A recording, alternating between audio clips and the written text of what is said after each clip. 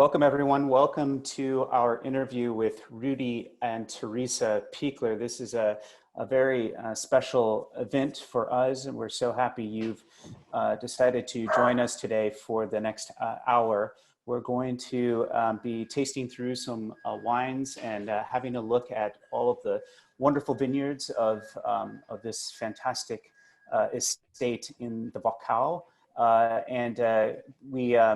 We would like to begin by introducing our panel today. We have, hopefully you can see on the screen there, Jodi Stern. She is the Austrian brand manager for Craft and Estate. We are an import division of Weinbau, and we are the division of Weinbau that handles our fantastic Austrian portfolio. So Jodi, say hello. Hi, everybody. Thanks for coming. Jodi has been working with the Pieklers and all of our Austrian producers for a very, very long time. So we're really happy to have her as part of the panel today. Sorry, I can't wait. We also have Rudi and Theresa Pichler from Vosendorf, from their winery in the Wachau. Welcome, Rudi and Theresa.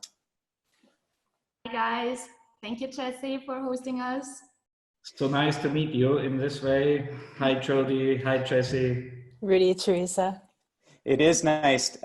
You know, probably Jodi and I would be doing a tasting right now in some, Dallas or Seattle or New York, introducing these 2018s to the market.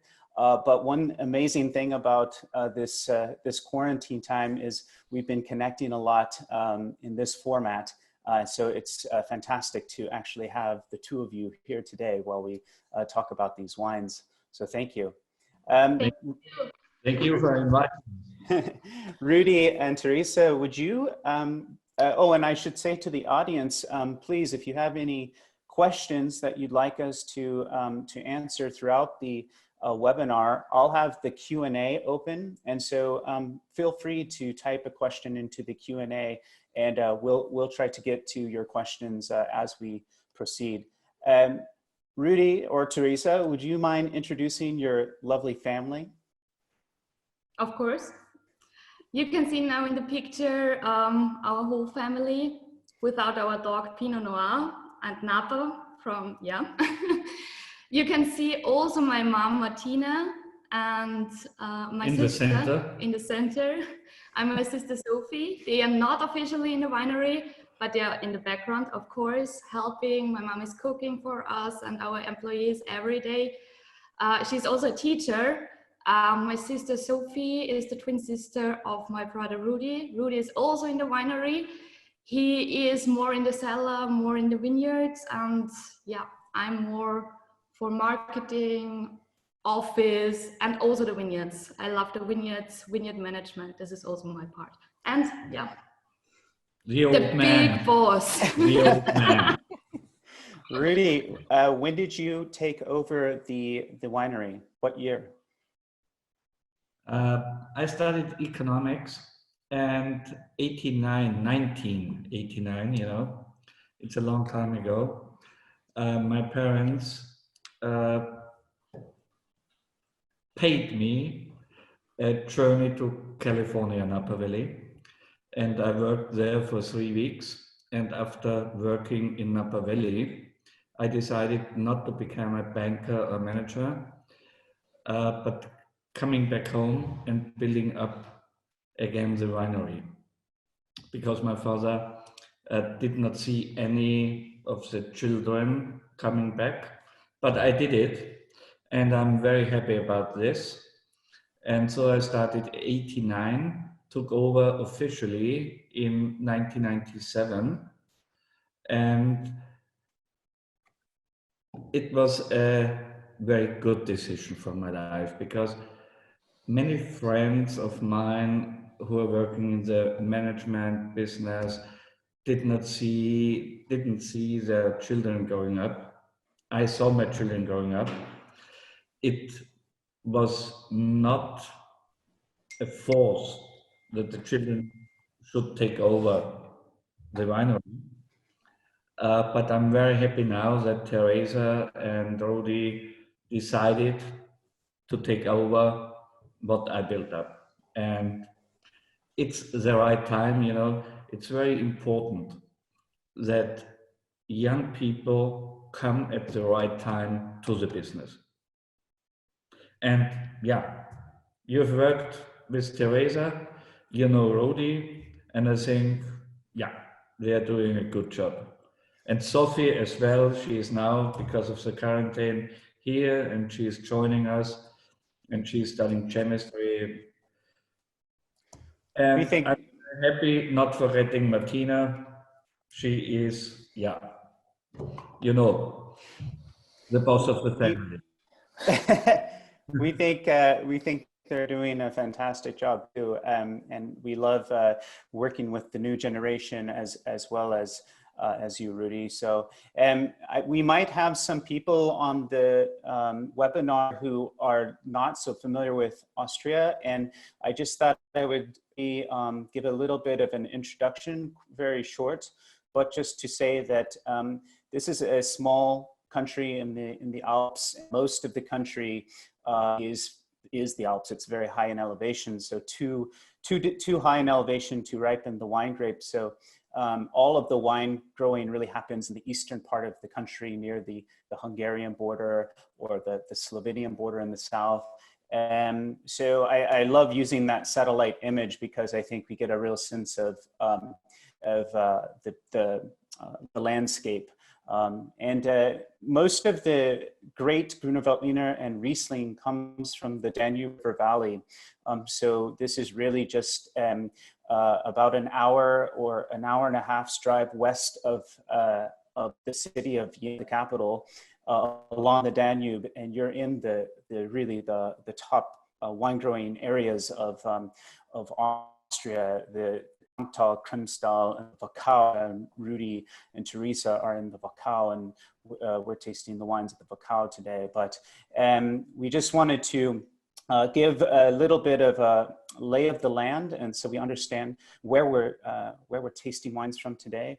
And this image is the entirety of the Wachau. Rudi, am I right? This is about 17 kilometers from east to west. Very small area. 17, yeah. Yeah, so from the town of part of the Danube, and it's 17 kilometers where Wachau is situated. A very small area between the town of Krems and to the Abbey of Melk in the west. And what you see here are the 124 individually named vineyards of the Wachau, or what we would say, what Austrians would call Rieden. So these are the single vineyards of the Wachau. And I just thought I would point out here that here is right in the heart of the Wachau, Vosendorf. This is where Rudi and Theresa are right now. And most of your vineyards are in the Vosendorf area, correct? In Vosendorf, Joching and Weißenkirchen, especially Achleiten, yes, you're right. Yes, the Achleiten is in Weichen, and in between is a village called Jodi, and this is where the Pieklers have their vineyard holdings. And we should definitely introduce, I think, the Vinea Wachau if people aren't familiar, but this is a very important association of wine growers in the Wachau, and it had its origin, I think 1983 is when it began, and today, correct? You're laughing. Just well informed, you know. And today it is about 200 growers who belong to the association, and among other things, you have very, very high quality standards, and this is part of what has brought the Wachau up as one of the leading wine producing areas of Austria. But 200 growers, 200 producers belong to the Vinea Wachau. Really, and not only do they have high quality standards, but they have a very special way of classifying their wines, and it's based on how ripe the grapes are when they are harvested. So of course, in the Wachau, these are designations for dry wines, but the lighter style is called Steinfeder. And honestly, I don't see this style very much here in the US. Rudi, do you even make a Steinfeder wine? Last Steinfeder wine, it's a very good question, by the way. We had 2008. 2008, yeah. And add that our organization was founded, as you said, 1983, and it was founded because of to protect our region.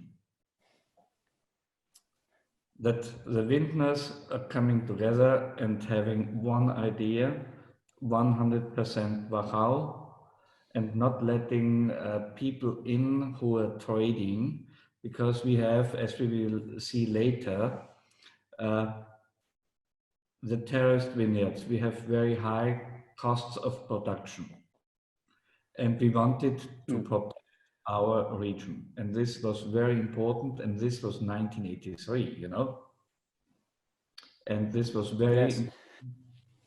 And then we have created the 3 categories that the people know what they are drinking: the very light wine, Steinfeder, Federspiel, medium-bodied wine, and then smart wine, high quality, top quality. Okay, thank you, Jesse. And the middle style, I think, is very important for most producers. It's Federspiel, and it's between 11.5 and 12.5% alcohol, but for many producers, it's a very, very important wine, I think. And then the style with the most ripeness, and the style that everyone clamors for is the Smaragd. Most of the time, the single vineyards are bottled as Smaragd wine, and they're very sought after and collectible. I love that. We already have a question. Somebody asked if the Vinea Wachau is equivalent to the VDP in Germany. Sorry? VDP. Yeah, no. Somebody asked. It cannot be. VDP is in Germany. Help me, Theresa. It's the most important high quality producers all over the country. It cannot be mixed up to Vinea Wachau, because Vinea Wachau is very regional, and it was only to protect Wachau. So VDP is bigger. Perfect. They have about the same number of members in VP, but as Rudi pointed out, the VDP has members in all of the regions. This is the Vinea Wachau, just to the Wachau region. And we have to ask you, so maybe you want to explain this, but we have to ask you about this. It's brand new. You have a DAC in Wachau now, and would you, this is only 2 weeks old, I think. About that, yeah. Yeah. Are you used to it yet?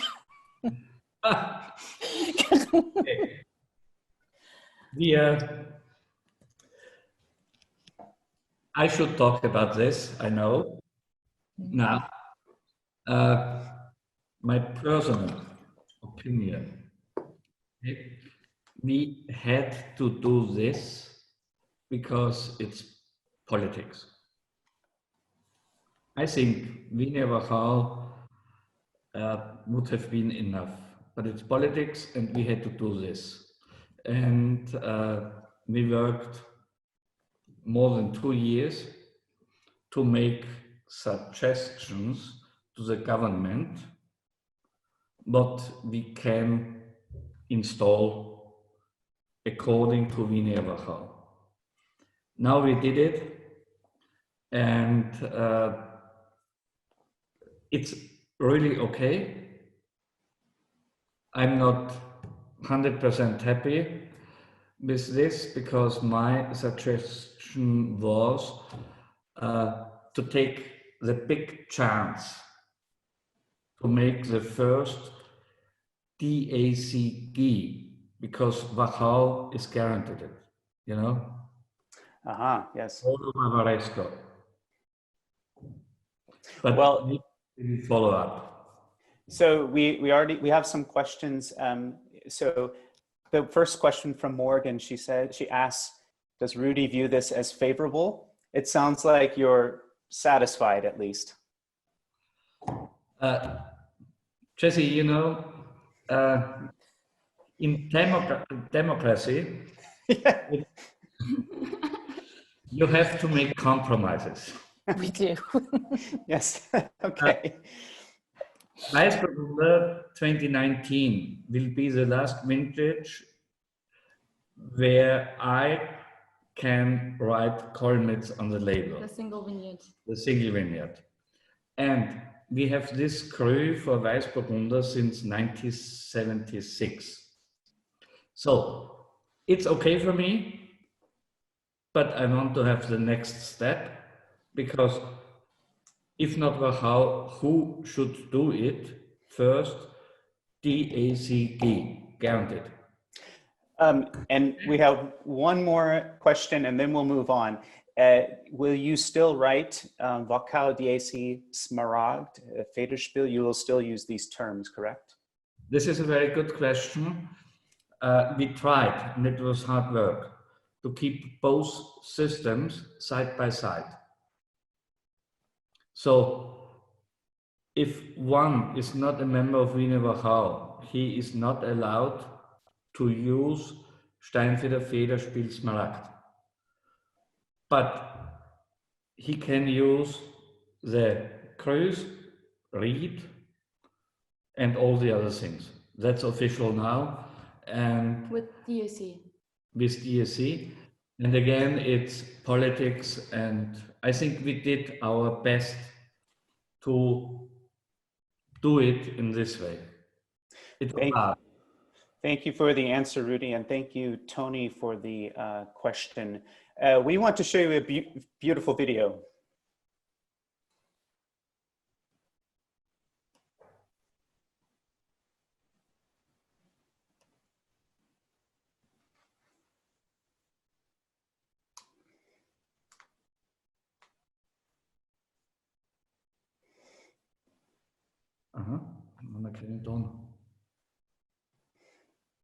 Doesn't matter.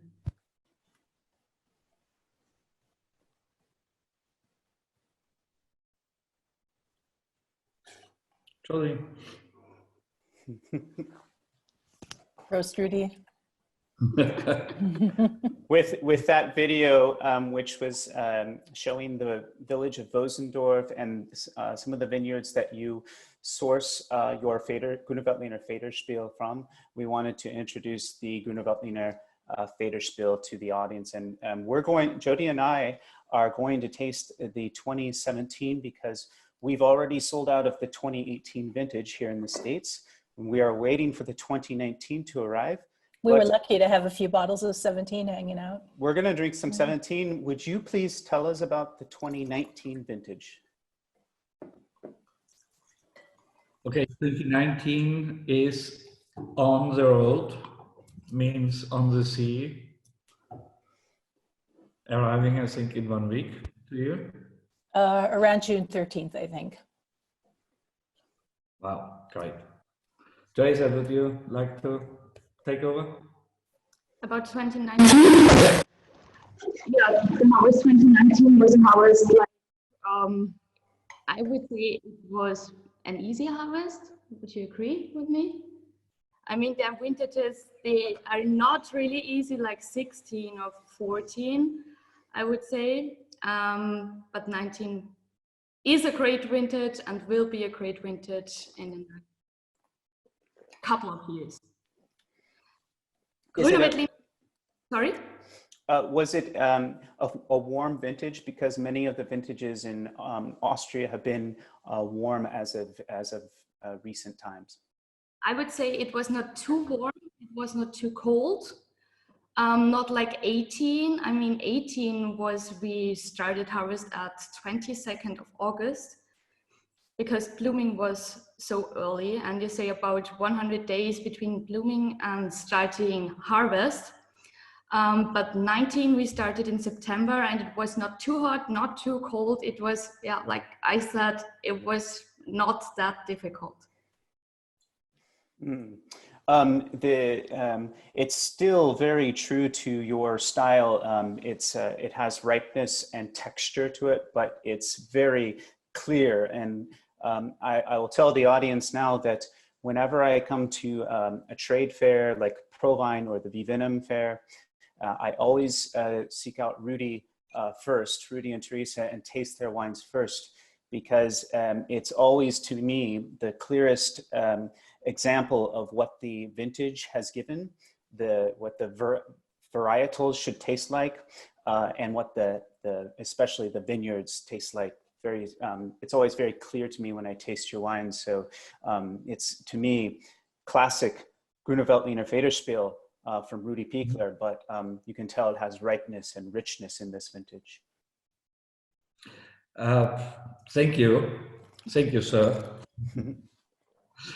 I think it's a very good pairing now that you are tasting 2017 and we are tasting 2019, because these vintages are very similar, like twin brothers, you know. 2018 was a little bit more ripe, but we did it because we are trying to act or not to react. That means climate is changing, you know, we have hotter summers and all these things. So we try to leave all the leaves outside, that the grapes have shadow and the grapes are not in the sun. So we do not have too much polyphenols, because our vinification is with maceration, like it was in old times, you know. Andreas is asking this question right now. Can you talk about this, how you practice the maceration on the skins? It's very easy. Yeah, it's not so easy, but you have, what we are doing now is starting to save quality, taking the small prunes away and trying to get enough leaves for the vine, you know. And this is a very, I would say, delicate, maybe there's a better word, intelligent work now. And this is what we are doing to make then maceration. Winemaking here is harvesting at the perfect moment. I want to have the grapes in balance. And that's not only about analysis. Of course, we do analysis, 100 berries test and such things. But for us, I would say it's more about a gut feeling when we harvest one vineyard this day. Yeah. It's not a decision from yesterday from us that we harvest this special vineyard the next day. It's in the morning, my dad, my brother and I are sitting on the terrace, and then we drive in the vineyard, my brother and me, and then we taste the grapes, we look at the grapes and we smell the grapes, and then we decide whether to harvest this vineyard or just parts of this vineyard or not. Yes. That's very important for us. And when the grapes arrive at the winery, you foot stomp them. I remember this is an important part of your philosophy, to foot stomp the grapes, and then there's always a brief maceration on the skins. And I think one thing, Rudi, you always say is that the skins bring the information to the wine. It gives a lot of the flavor to the wine. Yes, Tracy, that's my philosophy. I believe in that most of the informations are in the skin of the berries, you know? And I don't like whole cluster pressing like this. You can make juicy wines, yeah. But what we have is so great land, so great crus. And what I want to get into the wines is authenticity and identity. And this is coming from the crus, from the soil. And therefore we make maceration, and maceration can last up from 3 hours to 36 hours even, depending on the vintage, depending on the grape variety, depending on the cru. But we love this. We have Yeah. a crew to taste next. Jodi, you love Kollmitz, so do I. Maybe you should help us talk about this wine. I'll pour myself a glass and we'll talk about it. In the meantime, would you tell us about the vineyard, Rudi or Theresa? Theresa? Yeah, of course.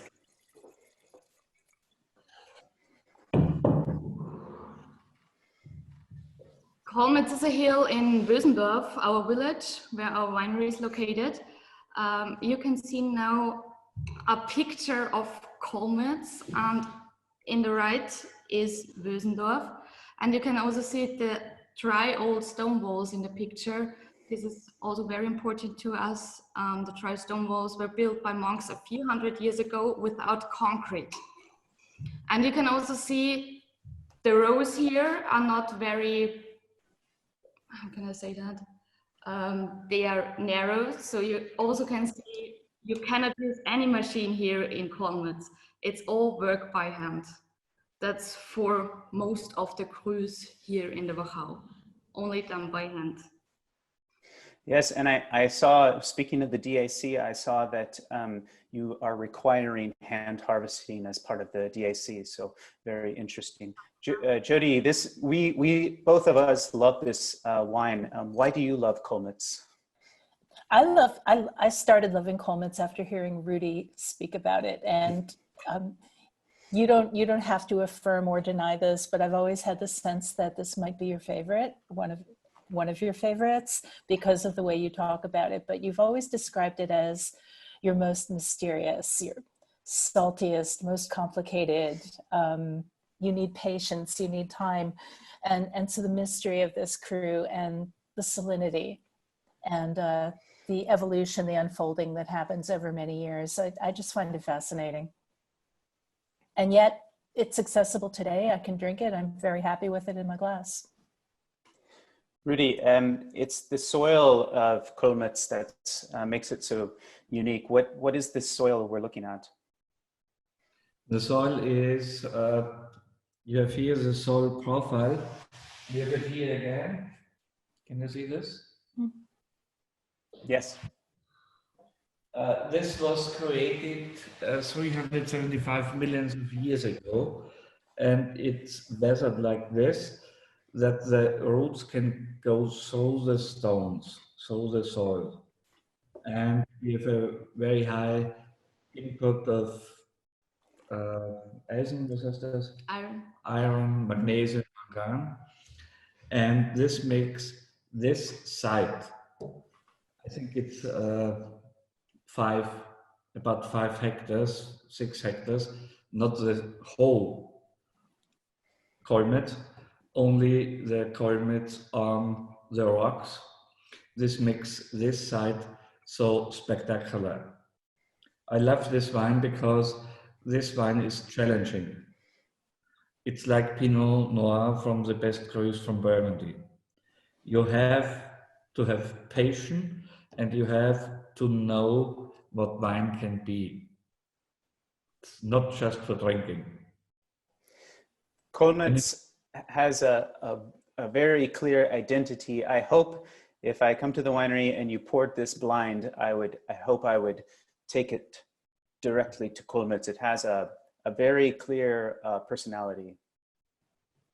I'm even sure that you will know it.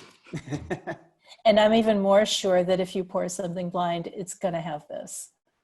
It's a. Let's look at another video.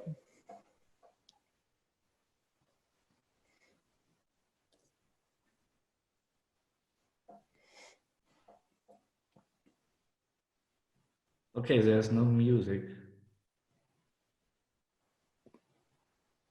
Jesse was going to sing. Yeah, there should be music in the background, but well, that's okay.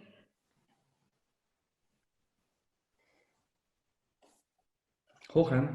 You can see another cru now. It's Hochrein.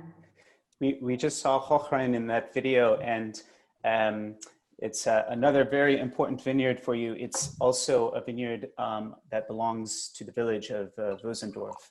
And to me, it's always such a completely different wine than the Kollmitz. These are like, it's like if we were Pommard and Volnay. The villages are next to each other, but the wines couldn't be more different. And this is also true of Hochrein and Kollmitz, isn't it? Yes, it is, indeed. And Theresa? For Hochrein, we have two different soils. Our wines grow on two different soils. The first soil will be, I think, in the next photo, you can see it. Oh, we just do it like that.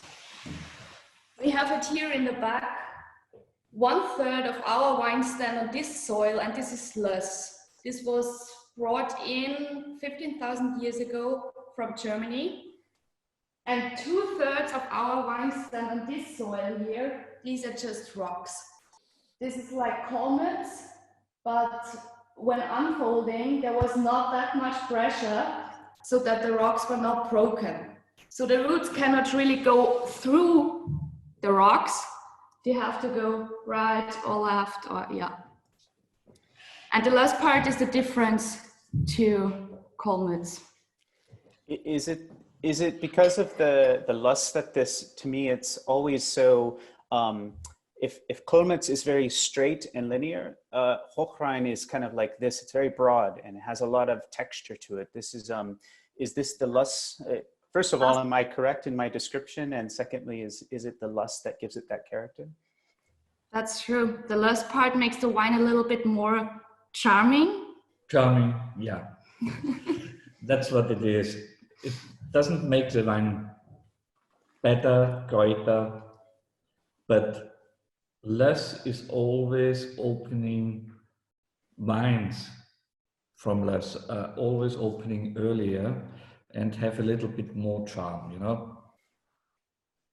Personally, I prefer only rocks, but we love it. What's also very important and interesting is that you have to harvest the parts on the Löss about 2 to 3 weeks earlier than the parts on the very rocky soil, because otherwise the wine would get too broad. Wow, I didn't know that. I didn't know that either. Very interesting. Jodi, what is your impression of the Hochrein?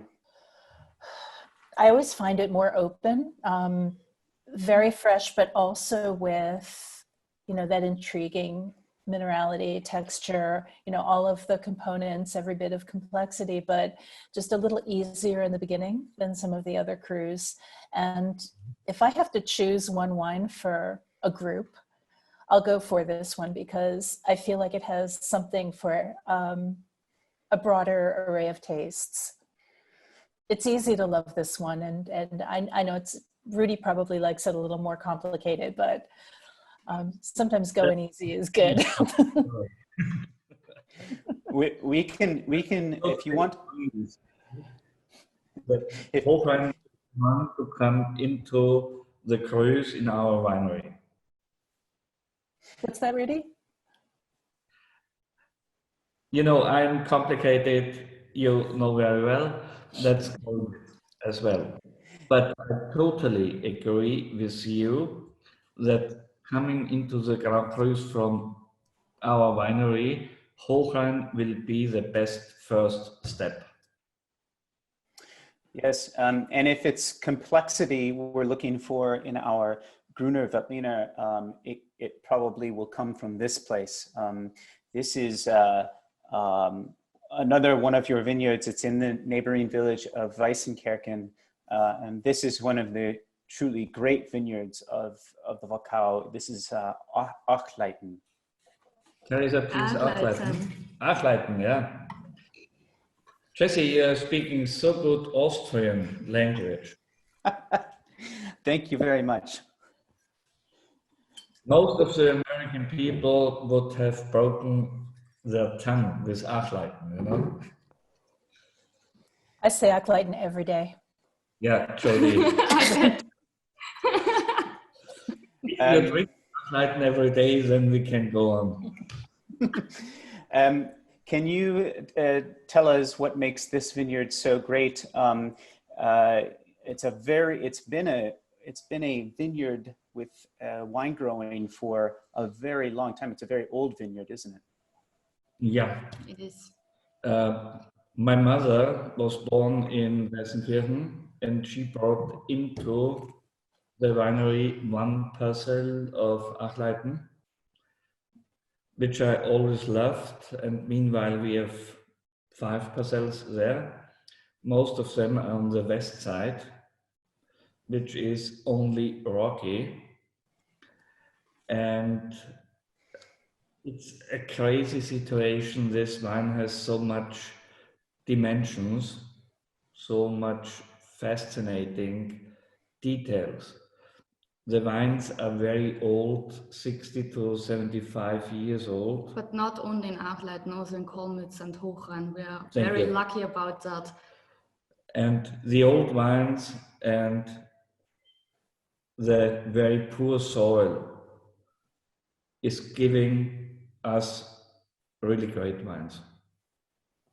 And I love the picture that you sent to us, because we are actually looking at the west side of the Achleiten, and the Achleiten curves around this entire hill.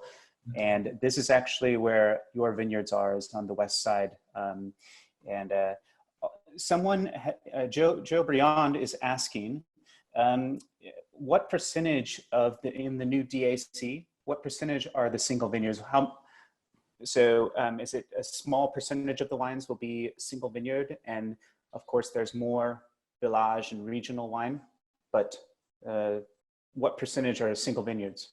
This is a very good question. Thank you for this. But honestly, I cannot answer it because it's too new. We have to, one of the biggest producer is Domaine Wachau, which is very good, but I don't know the figures.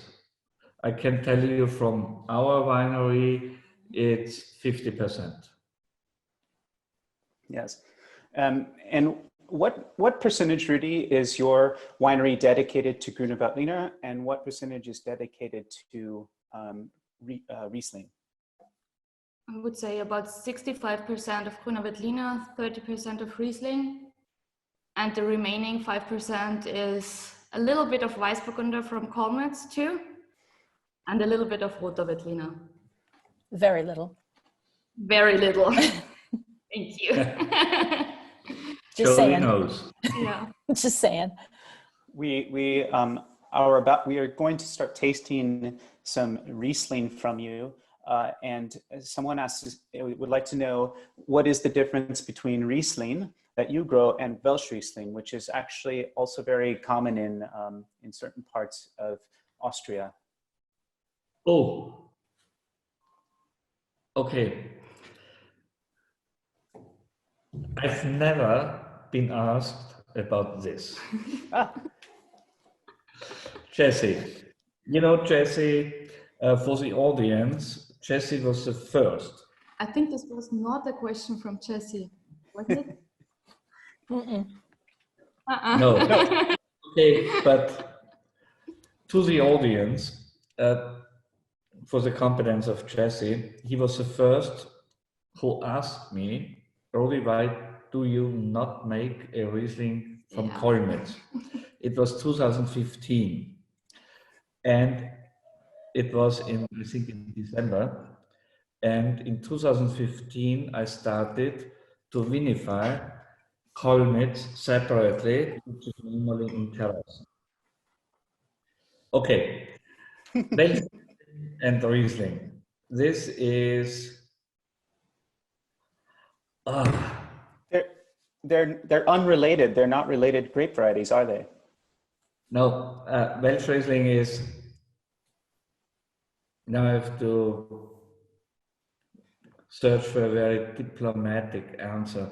Welsh Riesling is just, No, just say it. just for very, yeah, for consumption at the Heiligen, at local restaurants within 1 or 2 years. Riesling is to me what Pinot Noir is to me for red wine, is Riesling to me for white wine. Yes, yes. And Riesling, of course, is can be very, very long-lived and made in a broad range of styles, depending on where it's grown. I agree. I when I encounter Riesling in Austria, it's usually at the Heurege, the taverns, and it's just something for local enjoyment, and it's perfectly fine that way. But Riesling's sort of another true Riesling's sort of another animal. You have very particular soil in the Achleiten. It's maybe this is what gives Achleiten such a distinctive character. But what is this soil we're looking at?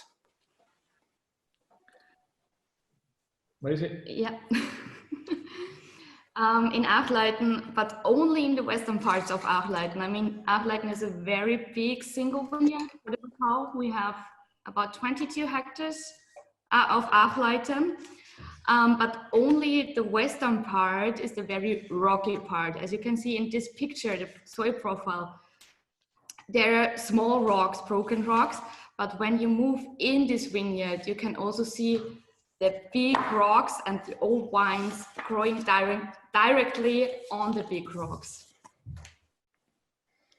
Oh yes, I have a picture of that later, and that is vines. Those are vines that are in contact with the rock on the surface. It's an incredible. It's a root war. It's a great picture. Yeah. So let's taste a Riesling from you. And Rudi had a good idea. We're tasting very young wines. Most of the wines today are from the 2018 vintage. But really, a Riesling from Rudi Pichler should have some age, some time in bottle before we start drinking it. And so I'm getting texts on my phone about ageability, so this is perfect.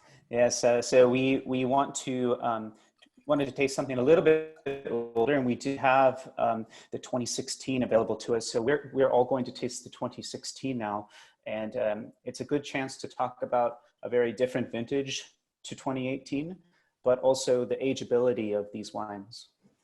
And the crew is Kirchweg.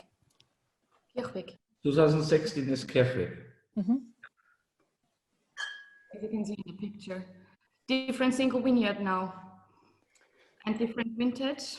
As Jesse said, 16 and 18 is totally different. 16 was a cooler vintage.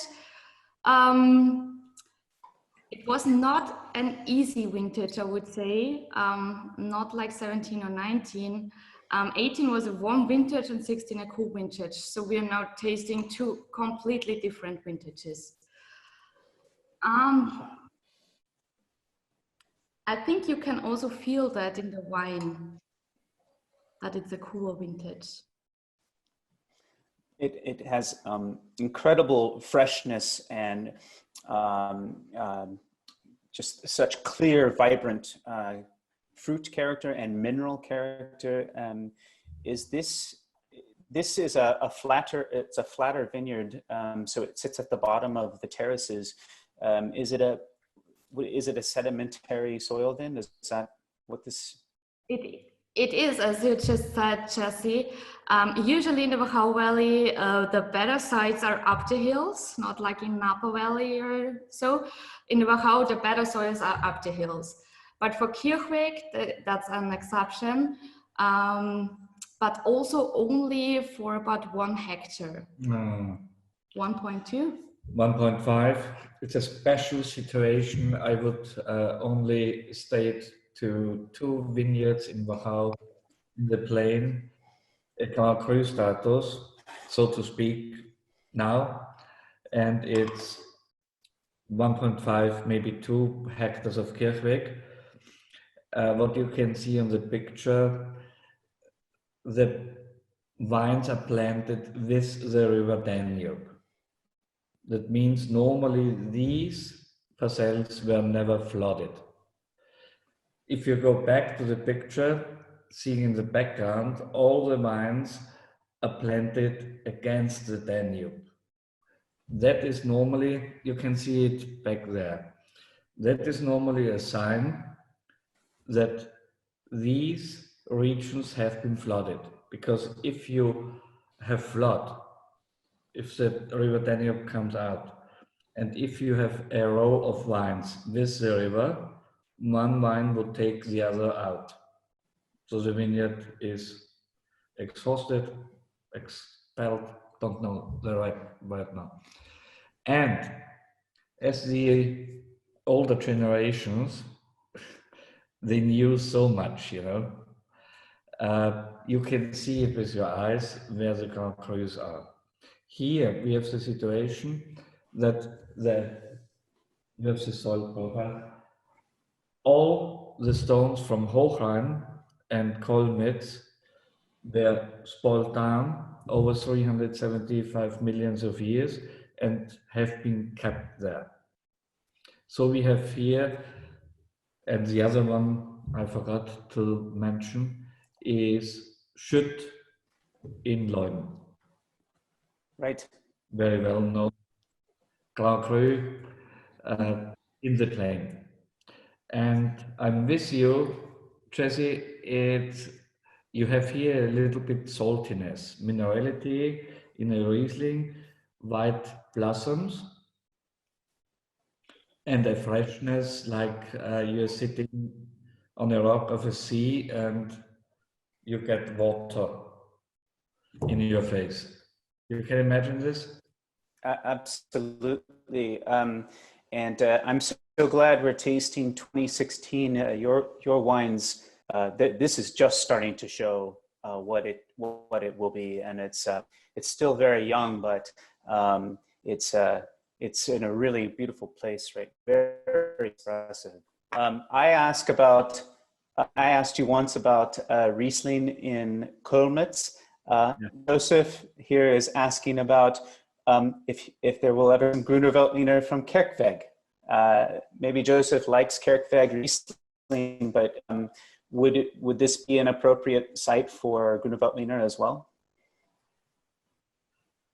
As I told you, there's a very small parcel which is going well with Riesling. The other parcels have sandy sediments from the Danube. This is good for Gruner Veltliner. And the old people, the older generations, planted Riesling only there where it's very good for Riesling. And for Gruner Veltliner, I would not say it's a Grand Cru. Thank you for that answer. And we want to taste the Achleiten Riesling next from 2018 vintage.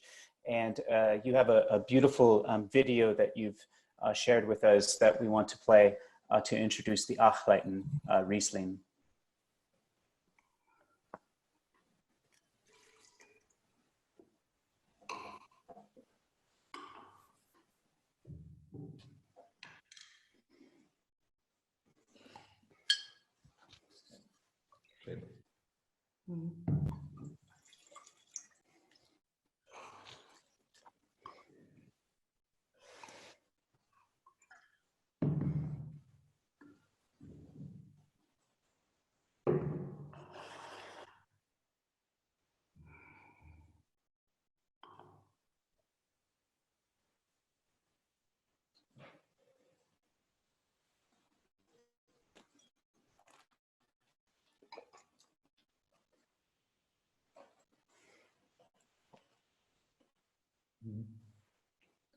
Sorry, da ist die Resolution zu hoch. Deswegen.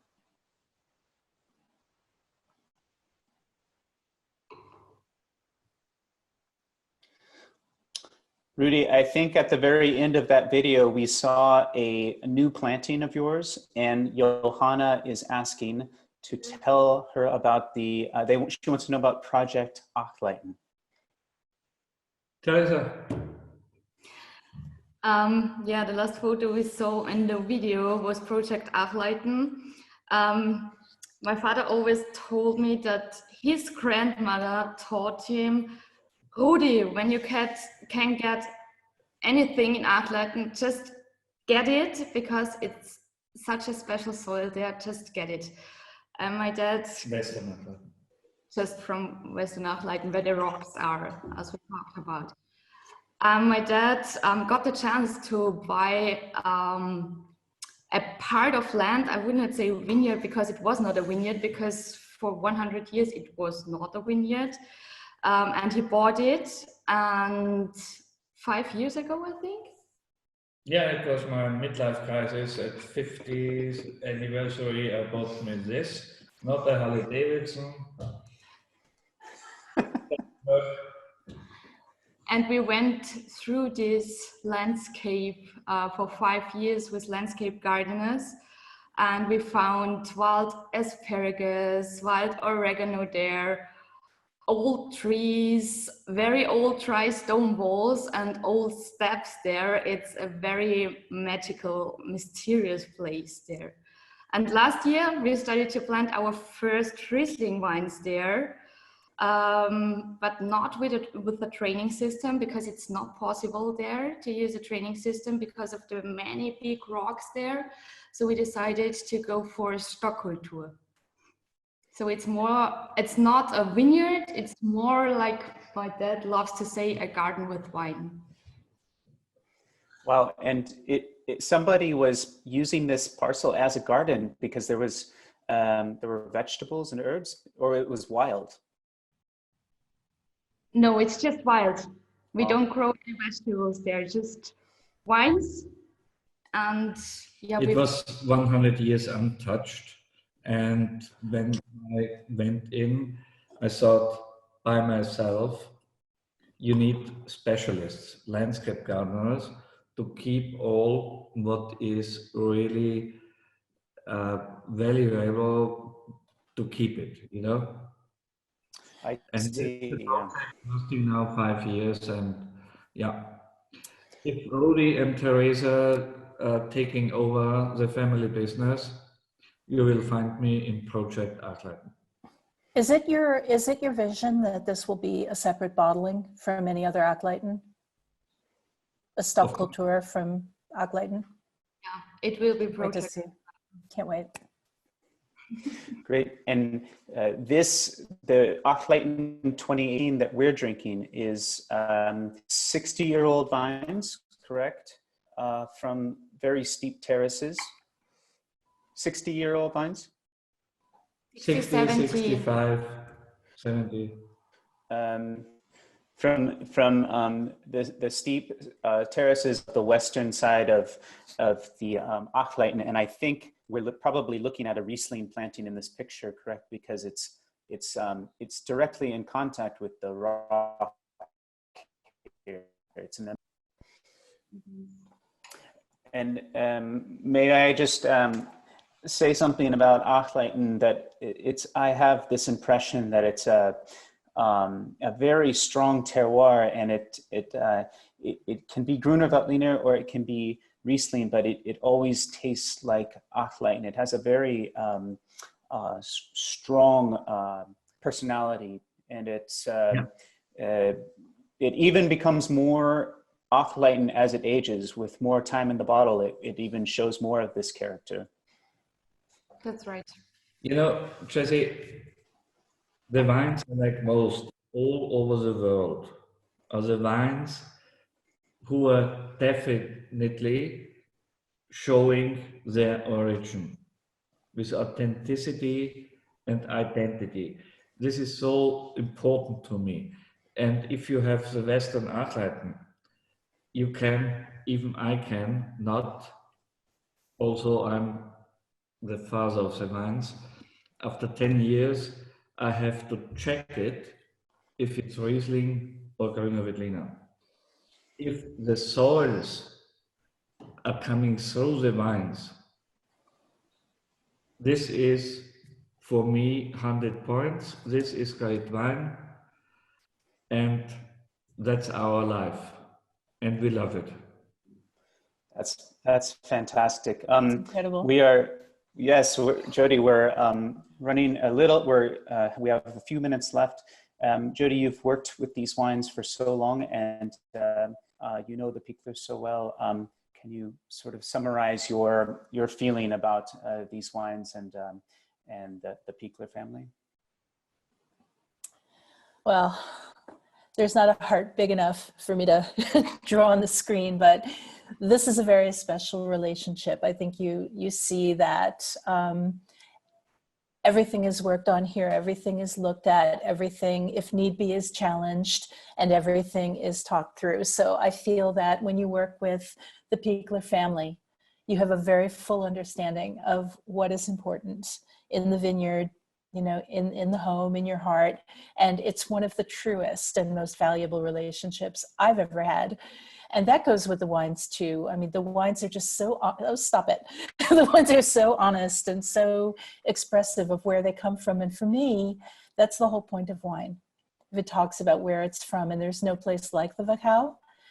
And within the Wachau, so many small parcels with their own expression. And with the Piekler wines, they just come through so clearly, so profoundly. So yeah, you guys are okay. And one thing that Rudi always, one thing Rudi always likes to say, he says that the stones, and we talked about a lot about stones today, but the stones are the bones of our wines. And I just will add to what Jodi said and say that these are true wines of terroir, and anyone that is enamored with Burgundy or the great wines of Germany or other places where terroir is held in the greatest importance. These are exactly of the same, I think, mentality. These are absolutely clear examples of where they come from and the vintage. So thank you so much to Rudi, to Theresa. Thank you, Jodi Stern. Thank you to the audience for all the fantastic questions. I've learned a lot today, and I've tasted some great wine. So thank you to everyone. Thank you, Rudi and Theresa. And thank you, Jesse, for putting this together. Thank you all. And Thank you. I hope you have all the possibility to now open a bottle of Grüner Veltliner Federspiel. Yes. I've It's a got good 5 idea. bottles I think open we're all thirsty now. Thank you. Auf Wiedersehen. Bye. Auf Wiedersehen. Auf Wiedersehen.